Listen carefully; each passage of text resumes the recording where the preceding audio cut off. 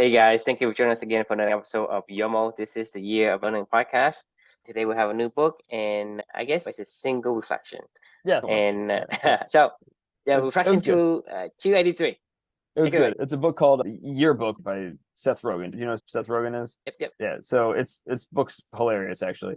Hi, I'm Seth. I was asked to describe my book Yearbook for the Inside Flap, which is a gross phrase for the websites and shit like that. So here it goes. Yearbook is Mm-hmm. a collection of true stories that I desperately hope. I talk about grandparents doing stand-up comedy as a teenager, bar mitzvahs, Jewish summer camp, and tell way too many stories about my drug use that my mom would like. I also talk about my adventures in LA and surely some of the other famous people that'll create a wild, awkward conversation for me at a party one day. I hope you enjoy the book, and should you buy it, and if you don't enjoy it, I'm sorry. If you ever see me on the street, I'll explain the situation. I'll do my best to keep trying to make it up to you. On brand with this guy's like, if you don't know who Seth Rogen is, he's a comedian. He was in things like 40-Year-Old Virgin. He was in Knocked Up. He was in, Freaks and Geeks back in the day. He's been in a lot of movies. I'm sure if you don't know him, like, figure it out. So he's a pretty famous comedy writer, friends with like James Franco and that whole crew of cast of characters in Hollywood. Misfits, yeah, exactly. This book actually came about because this is a book my wife and I read together. We had just finished Trevor Noah's Born a Crime a couple weeks before this. We did that one together, and she was like, man, that was really good. She was like, find me more books like that. And I was like, okay. You want comedy? You got comedy. It. I was like, Jesus Christ, I can't just snap my finger and find a magical book that you're gonna love, Yeah. So the next day, the Ozan Varol, the guy that wrote Think Like a Rocket Scientist, right? I subscribe to his blog weekly newsletter that he sends out, and How many? just two. I have. Because I know you hooked into Entrepreneur Roller Coaster. Oh, Darren Hardy. That's like a morning mentor video. So I watch that, and then that's daily. And then on Thursdays, I'm subscribed to James Clear's blog or newsletter, who the guy that wrote Atomic Habits, and then Ozone Barrels. And I like it. I like his newsletter's great. And it just so happened to be the next day after my wife had asked me this question that I got this, and he every once in a while does like the best of what I'm reading, watching, and learning kind of thing. And this happened to be a suggestion, and I was like, oh, perfect. So went and checked it out. Thought it sounded funny. I was like, hey, let's try this. So my wife and I ended up making this our next book, and it was actually hilarious. I mean, it was really, really, really funny. I would highly recommend it. And I think one of the things that stood out to me the most about Seth Rogen in general that I didn't know, I had no idea he was a writer. I just thought he was like a comedic dude, that was like just like I'm trying to think of a comedian like Martin Short. I don't know if Martin Short's a comedy writer, but you always see him in comedy movies or whatever. I don't know if he wrote it, but I just always assumed comedians like that are in these movies and whatever. Well, acting funny. Some of them are, but somebody has to write it. I mean, right. So I think you're talking about the circles that you're talking about, like James Franco and even what was it, Kenny Jong, all those guys. Yeah. They do stuff together, right? And within those circles, they have to have somebody write it. And I think they have their own persona. I mean, Seth Rogen has his own persona. It is who he is, right? He's just funny as a person, whether or not he's in a movie or in real life, he's just funny. Seth MacFarlane from Family Guy, these guys just who they are. They're hilarious. I mean, right. I didn't know that Seth Rogen was more of a writer than he is a comedian. Really? I mean, he writes a lot. He's written a lot of movies. That's kind of what he does. I'm not saying that he's not a famous actor as well, but the writing is his first love of what brought him to stardom in the first place and what he kind of does every day, So this is what I was kind of most shocked by to learn about his life. I had no idea. I was really impressed by his writing and the stuff that he has written. It was a really interesting story. So as Seth was telling his story, he was coming up in the comedy world, and he was like a teenager that would do comedy shows and stuff like that. When he was 16 years old, he was performing at a showcase for amateurs and just totally bombed. Like he was telling these corny jokes about grandmothers, bike cops, and crazy glue and stuff like that. It was almost like corny dad jokes, stuff that you would think a kid would say. And he was intentionally trying to be that act. It wasn't that the jokes were bad. It was that they were uninspired jokes. They were just trying to get the audience to laugh, but he wasn't putting himself into the show at all. So he totally. Yeah, it's probably that's not who you are, right? I think people have the ability to detect whether or not you are tense. She totally just bombed. It was awful. And then a few weeks later, he went to another show that he was performing at, and a fellow comic that was like an older comic had seen his act, and he stopped by and he said, what the hell are you doing? Like, that was awful. Like, why are you writing about this corny ass stuff? And he goes, what do you want me to write about? And he was like, write about what 16-year-olds do. He's like, what do you do on the weekends? And Seth said, you mean like try to buy beer and sneak into strip clubs? And the comic responded, yeah, exactly. Write about that. And then the comic guy asked, do you have a girlfriend or something? And then Seth goes, I did, but she dumped me after 3 days. And the comedian started just cracking up, and he was like, please write about that. Like, tell us the story. So Seth, for the first time, got up a little bit of courage, and he started writing about his own life. And the story, and his next comic stand-up was about the girlfriend that he had for 3 days that dumped him after 3 days, and it was a really funny story. Half the time to just tell a story and to be funny regardless of how it went. I mean, it could be, hey, she likes me or she dumps me in 3 days. It doesn't matter. It's funny nonetheless. And so it's just that person's character. But he's sharing more about his real life and about who he is, and then how he wants to share his own story to the world. So that was the first time that Seth shared that, where he was like, oh, this is what real comedy feels like, and this is what I'm going to do for the rest of my life. And that's what he's always kind of done, strive to, this whole book is about short stories about his life. It's about his grandparents and being Jewish and doing a lot of drugs. He kind of just goes, there's nothing off limits with him, right? I'm going to talk about my life, and it comes across as authentic and honest, even though some of the content may be cringeworthy, and whether you think it's funny or not, it's irrelevant, but it's very genuine and honest. And it was the first time that he said that, in particular, he used pain, that he incorporated pain into his comedy. And that was like, a big turning point for himself, was to share the things that were painful, like events for him, and to share that with other people. And for me, that resonated deeply, because that's what I do. This is what this is about. I've been sharing my pain with the world through this journey with you, and whatever else I've expressed my own self. You put that out there, and you hope to make a connection with people, right? But here's the thing that I've always realized and understand now is, you all know it, and I know it. When somebody's a total phony and they're not sharing their real things about their life, you could tell. I mean, they're trying to put some spin on it or gloss it up, or they're not going deep enough, or they're not omit some stuff. Omitting some stuff. Or omitting some stuff. You go from Tuesday to Friday. What ends up not happening is you fail to connect with people, and you don't tell your real story. You don't share real, like the real you, right? Like, when you don't do that in this world, you end up telling corny jokes to try to make people laugh, whereas what they really want to see is, like Seth learned at a young age, you might be able to make the masses chuckle by telling some corny jokes. But if you want to make a few people laugh out loud and really never forget you have to connect with them on the deeper level, right? To do that, you have to share the real you. Like, and those people that hear that, like, there's certain people that are gonna, love Seth Rogen's, shtick, right? Like, I don't personally really love his comedy necessarily, but I appreciate him. There's somebody out there that really does love his work. And I feel the same way. I don't particularly love it. I like it. To be fair, I like his movies. It's not like I'm love and fanatic about it, but one thing that he gets from me is, like, he get my respect, okay? Because, like I say, he is who he is. He's not pretending to be anything else. He's not being phony. So he gets my respect. And like I said, I like his movie. I'm not like the top movies of all time or anything like that. But one thing for sure, I give him my respect, because, like I say, I don't feel any phoniness from him. And like, it's not like, oh, I'm hiding this, or I'm trying to become this person or that person or whatever. He just say, hey, this is who I am. And that gets my respect. Yeah, I think a dude's like Tom Cruise or something like that, or Will Smith, even before reading his autobiography. Like, those guys are so, they do everything to make sure that their image is curated and polished and comes across very curated, right? But when you curated your image, right, you lose your personality. You distance yourself from the the audience. Meaning, you do. Meaning that you lose the connection.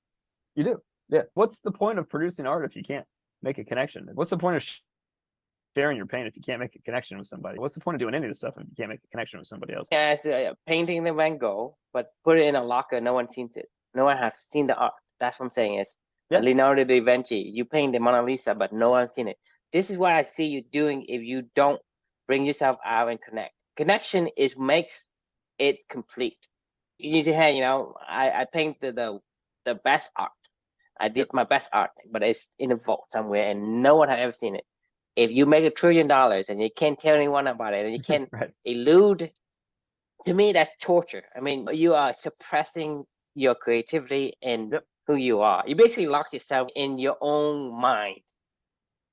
Yep. So I finished Will Smith's autobiography like 2 months before the Oscars, the famous slap of Chris Slap. Rock. And after I read that book and then saw that happen, it actually wasn't a surprise to me at all. Because Will Smith has spent the better part of hearing his own story told by himself. You know, he's spent almost his entire life trying to suppress who he really is to the world. And I think he's had this inner turmoil going on for a really long period of time. And until recently, he started doing like a lot of ayahuasca and stuff like that, which isn't bad at all, but it opened up, I think, his mind to understand there is more out there than just this myopic focus on being the world's best, most popular movie star or whatever, like was basically his only goal for the longest period of his entire life. I think he was going through this split personality almost of like going like, I want to show who I really am. I want to be Will that everybody can see. This is what I heard him write about the entire book. In saying, you know, this is the personality I have created, this persona that I've created, that I've used to become famous. And everybody expects me, and that's not who I am. And then you have the split personality. And then you go ballistic, right? Yeah, you slap somebody on stage, and that's a lot of pain and torture that you put yourself in, because, like I said, if you have $1 billion, $1 trillion, but you see somebody who needs your help or whatever, and you cannot help them because you're not supposed to show them that you have this personality, that kills you. It just kills you. I mean, it's just one of those things where you die inside because you're powerless to do things, even though you have the power to do, but because of that self-image that you're trying to keep. Agreed. Who do you think you know better, Tom Cruise or Seth Rogen? Better in what way? Just in general, like who do you think you have a better grasp on who they are as a human being? Tom Cruise, of course. I mean, he say, "Well, I'm over the book. I'm not going to deny who I am. Once you deny who you are, then well, how do you find yourself again? You think about it. How do you find yourself again when you say, well, this person is not me. I deny without even considering it. This person is not me. I deny without the person. So you deny everything you've seen, then who you are, how do you connect back to who you really are? It's basically becoming this blur. Even for me, it's looking at it, it's become a blur. But when you look at Seth Rogen, you know exactly, it's crystal clear. I mean, whatever he has is what it is. He's not like putting any veil over you or putting any veil over himself either. And we actually don't care what he does. Like nobody cares what Rogan does. Like they're not like judging him because they're like, oh, well, whatever. Like that's on par. That makes sense. Like that's who Seth is. When you share who you really are with people, like they don't really care because no one gives a shit about you trying to be, hey, you know, the A+ star or whatever. It's like they just want you to, you know, like I said, you know, if you are who you are, there's gonna be people who are gonna like you, and there are people who are gonna love you, right? And the people who are gonna love you, they're gonna really love you because you connect with them on that level. But if you pretend to be somebody, right? When you pretend to be somebody, the people who think they love you, because you cannot be best at whatever, they eventually say, well, I don't think I would like you that much. And the people who, the people who get kind of attracted to you based on your personality, but it turns out that you're not, or they become your enemy because they say, hey, this guy just fooled me. I mean, he's a two-timing asshole. I mean, you think about it. That's what people think. Regardless of who you are, there's some people who are fitted to be in your circle, and there's some people who aren't, right? So it doesn't matter. I say, hey, I become the superstars, right? Some superstars, you're going to eliminate another circle. So it doesn't matter. It's still a circle. But you say, hey, I belong to this circle. We talked about this lion before, right? You a beaver trying to be a lion and be a wolf, whoever. Be in the circle of the lion. Well, when you're in the circle of the lion, right? The beavers and the ducks are not gonna like you because you're in a different circle. And then when you're a beaver, the lions, the other one, not gonna like you because you're in different circles. But you suffer in the circles that you don't belong. Yeah, it sucks. It's awful. Like you're a big part of who you are to conform to what you think other people want. And honestly, what other people want is just for you to be yourself. You know. I mean, that's the thing is, people have their own lives to live. They don't really care about what you do, okay? They only care if you are in their circle. Like for me, is you and I talk, right? You and I talk, and we are inside a circle. I care about what you do, and you care about what I do. But there are like 8 billion other people that I don't care what happens because it's not in my circle. Why would I care? I have my own problem to worry about. I only pay attention to unless it's like within my circle. So people are the same way. They don't give a shit about you. Not because they don't give a shit, because they have their own shit to worry about. Yeah. And so when you're trying to be something for somebody to look at you and say, well, I don't really need that because I don't have the time to look at you and judge you in any way. I don't have time to figure out if you're lying to me or not. I know when you are, I know when you're not, but I don't have time to try to figure out your bullshit with you. You know what I mean? I need to either know that this is somebody that I want to go toward or somebody that I want to go away from. And that's that. You have your own life to live. I have my own life to live. So when I come across somebody, I say, well, that person aligns with me. I want to connect and become friends. Okay, because it's inside my circles, and that's attracts me to the based on the core value, based on this person's characteristics. Hey, he's an honest person. I'm also an honest person. I love talking to him because there's certain things that we care about that it's the same thing. So I will reach out to you and make the connection. Core values, and that doesn't matter me. It doesn't benefit me, so I won't pay attention. So I can't even judge you. I'm not, regardless whether you're good or bad, I don't really care because I just don't have time. I don't have this time span and energy to even consider and judge you. Only if you show me a characteristic of core values or whatever that aligns with me that I believe is valuable as well, I will connect. In the end of the day, it's the self-esteem. Say, hey, what can I connect with that will help me grow, will help me become better? But if it doesn't align with me or it doesn't connect with me in any way, I don't think about it. But I can't say, well, that's bad or that's good. It's just not possible. And so if you live your life based on what other people think, which is non-existence, right? Then you're only putting yourself up for misery. That's all you're doing. Yeah, you're hurting yourself to help other people that don't give a shit about you in the first place. I mean, there's a 0-win scenario here. The whole point of this reflection is you fail to connect. It's like don't miss the point. It goes back to Darren Hardy. What are you sharing yourself with somebody else if you don't want to connect with them, like genuinely? What's the point? What are you getting from the action that you produce? Because no one's going to produce this action without anything back in return. If somebody does that, they're not human, because human doesn't do that. Right. If you say, oh, well, what about the people that judge you, this and that? They are doing that in self-defense. They're still thinking about themselves. They are saying, hey, I don't like that person because they're trying to cover for themselves. So in the end, what they're judging is themselves. They're not judging you. So like if I say, well, maybe I don't like Steve Jobs, or maybe I don't like Elon. It's not about Steve Jobs or Elon. It's about me. It is my weakness and my inability to cope with some things. So at the end of the day, it's still me. So whether I say something about Elon or Bill Gates, it doesn't matter. It isn't about them. It's about me. So even if you are in that kind of a camp, you're trying to compensate for your own lack of whatever. Right. I think you just brought up a really interesting analogy of Elon Musk and Steve Jobs versus Mark Zuckerberg. The only thing you can never say about Steve Jobs and Elon Musk is you don't know who they are. They're very clear about who they are. It comes across and how they interact with people, how they live. I think you can get a pretty good idea of what Elon Musk is all about or what Steve Jobs is all about based off of how they present themselves to the world, right? I don't know what is Mark Zuckerberg like? Who is he really like? He didn't take a stand. Yeah, I mean, he's just neutral at all times. The thing is, we only connect with people who we know take a stand, who we know where they stand.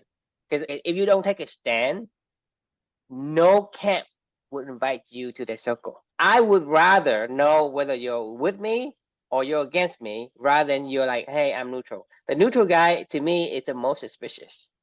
Yeah. I mean, why are you even in this conversation? If you're just going to be neutral all day long, then just say, for me, politically speaking, I'm pretty neutral in almost everything, to be honest with you. I'm very, I guess if I had to label myself, I'd probably be more like a libertarian or something. If I had to label myself, I'm neutral in regards of, I don't really give a shit about, like, I'm not going to engage in these conversations. I'm not gonna go and battle with people about immigration or whatever. I don't care. I don't fucking care. So like if you want to talk to me about it, I'm just gonna go, I don't fucking care. You can have whatever opinion you want to have. But if I were to sit there and try to have an opinion with them, and then that's the definition of neutral. There's neutral, and then the other side. The side of don't care is a side. You taking a stand. When you're neutral, it's like, oh, I agree with you on this side. I agree with you on this side. Well, which side you taking? You can't do that. Like, what do you stand in the middle of the ring? But when you're not neutral, and you're not belong to either side, you took one stand. It's like you're another party. Right. Yeah. That's the stand, right? But the guys in the middle. This is the neutral guy way. That's why you don't exhibit the characteristic of one party or another. If you do, then you're neutral, right? But if you don't care, I mean, you don't exhibit any of that, you are in a different camp. You are another party on its own, and so you're not neutral. So neutrality is one of those things where you agree and you also disagree, and you also agree, and so you're kind of like in the middle. I had this argument with, I don't know if I told you, I finally read Jordan B. Peterson's 12 Rules for Life or whatever. Did I tell you about this? No, I probably don't recall. I hated every minute of it. Like, it was one of those books where I begged Amelia to, like, please let me stop this. Like, it was making me angry, and it was making me, like, it reminded me of like 48 Laws of Power, you know. And I remember having so many conversations with Felicia about this book. Every day when I would finish reading like an hour or two of it or whatever, I'd just be like, I can't stand this guy. And here's why. I mean, it's exactly what we're talking about. He likes to just sit back, you know, and point and tell people, well, you're doing this wrong, and you're doing this wrong. And I'm like, who are you? Like, you know, I don't care. The entire book was him about just basically philosophizing about people's takes and stances on life and how that relates to larger meta themes that have been throughout history or not, or whatever. Sometimes it was interesting points that he was making, but there was no talk. This goes back to soul in the game and skin in the game. He has no skin in the game of any of his arguments. The only time that I had any inkling of a feeling of connection with the guy was at the very, very end of his last rule, where he talked about his own personal life and a lesson that he learned from his own personal life. And I was like, okay, I can at least you're somewhat of a human. At least, thank God you shared at least something. But your other 11 rules that you shared, out of 12 of them, were just you spouting fucking nonsense and literally just being the truth seeker or teller. I hate truth tellers. Philosophers are like the ultimate like neutral party. Well, he's a psychologist. Christ, his job is to tell what people to do. You can't do that when you have no skin in the game. Like, as a clinical psychologist, if a person has skin in the game and you feel the connection, right? The way you tell the story is just different. When he, you know, philosophized a bunch of other 11 rules, you feel there's gaps in it, right? And I'm like, I don't want to argue with this guy. If you have actually experienced through certain things, is the argument you make are so detailed that people can't really argue with it. You can't argue with your personal experience. You can't. This is what happens to me, right? The thing is, it's hard to poke holes because there isn't really much holes in terms of that experience. And the more soul in the game you have, exactly, right? Because you either recall your experience or you make it up. Who's that one congressman, George Santos or whatever? You've heard of that guy? I heard of George Santos. Okay, yeah, like George Santos definitely shares a lot about his life, but everything that he shares is clearly false. So, I mean, don't be George Santos. If you're going to share your life, share your real life. You know, you can't lie about it. You can't fool people. You can't argue with it. You can feel it if you fool them. I mean, people can tell if you lie. Because if you're not sure, that means you didn't make the connection. And when you make the connection, I played tennis for 29 days out of 31 days in the month of July. It's how you say it. Exactly. Your heart and soul's in it when you can say, hey, you know, I played this and I did this and I did that. It's like, no one's going to, right? And how you say it means like you did it or you didn't. You can make up some stuff. I would not feel convinced. It's not about if I think I'm convinced. It's about, did I feel I'm convinced? That's the difference. Because feeling is not like what I hear. It's like, how did I receive these nuances of the micro expression in your face, the intonation of your voice, and how passionate you are, right? You can tell if they're really, really into it or they're just pretending.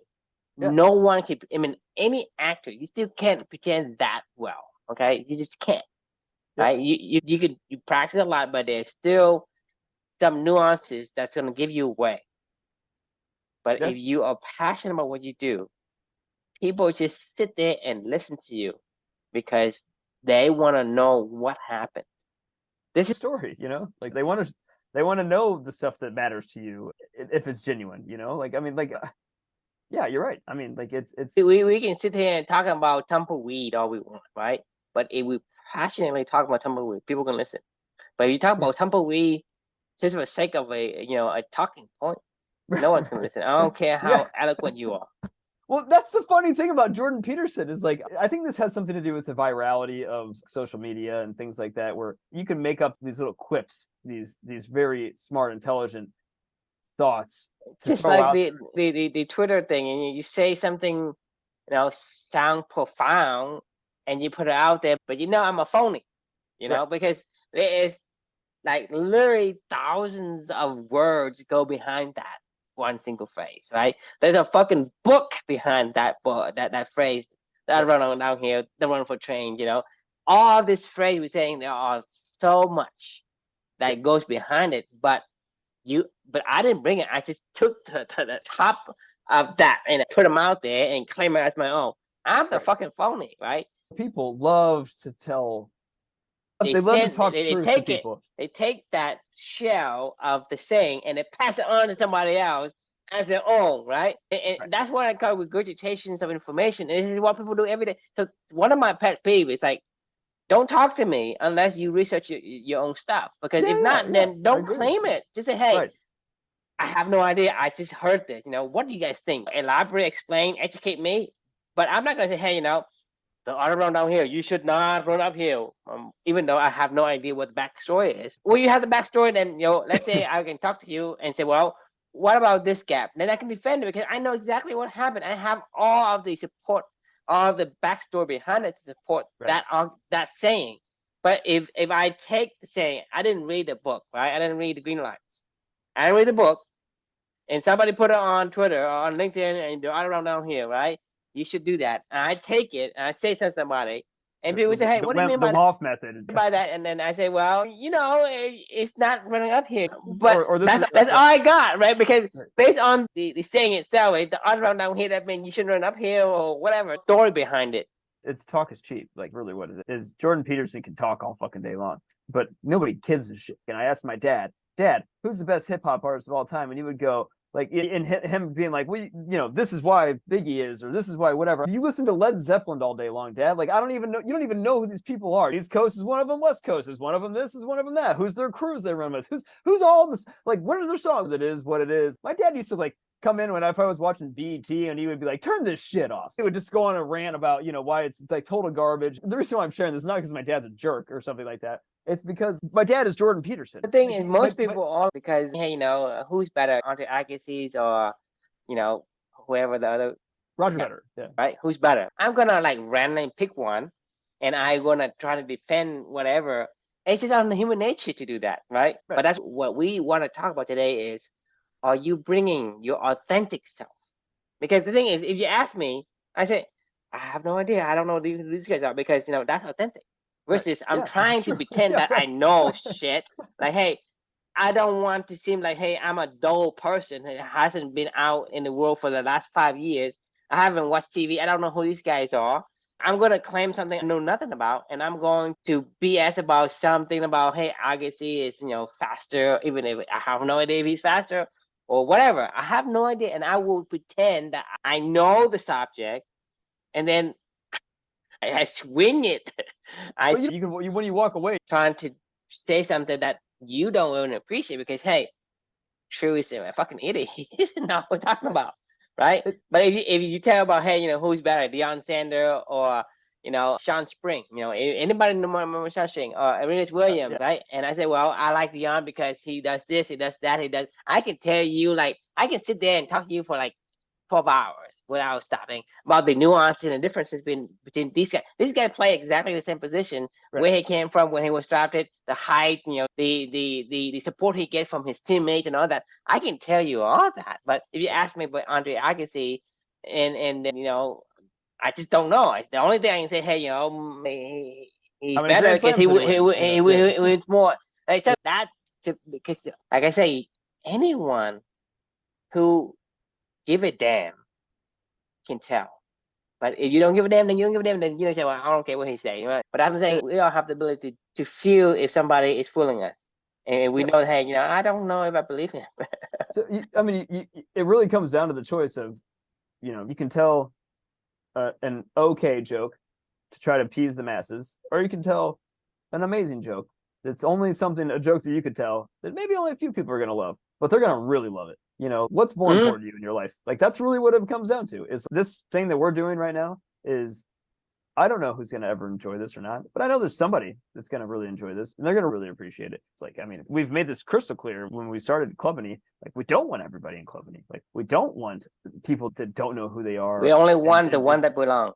Right. This message is to those people. I don't care. You can say whatever you want to say about what our ideals are and what we're trying to do and what we're trying not to do. I don't really care. Unless you're in the crew that's trying to solve this together, like you can an impartial party on the outside saying this will work or won't work, less than shit to me. Like, I mean, this is the problem with the Jordan Petersons of the world, in my opinion. Like, he tries to be the grown up in the room, the sharing something that everybody will, the truth tellers of the world, right? Like, fuck you. There is no truth in this world. A lot of, like, the only truth is your own personal truth. You either share that with other people or you don't, and that's up to that's why people say reality is what you're made of it, because your reality is what you believe it is.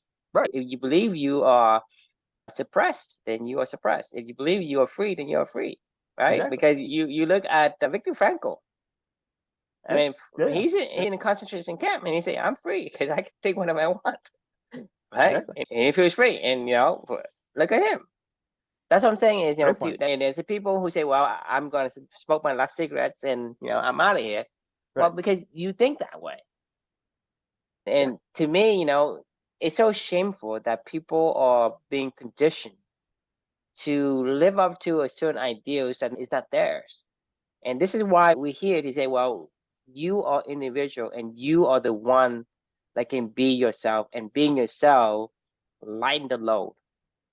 I don't know about you, but for me is, regardless of what I do, of how many tasks I put on my plates, I don't feel pressure.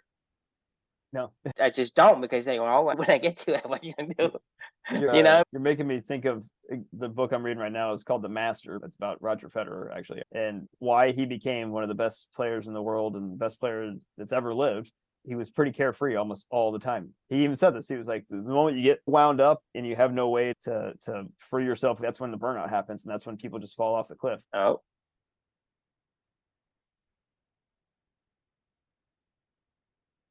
Hey, thank you for joining us again. When the universe, you gotta be open to the omen. It's time to call it a night. We're way over a lot of time. Exactly. So that was a fun conversation, as always. The question we can leave for everybody is are you holding back from sharing your authentic self with the world around you? I mean, it's a pretty simple question, And if you are, and keyword here is authentic, because that's what you have to offer. That's all you have to offer. Thanks for joining, and we will see you tomorrow night. Sounds good.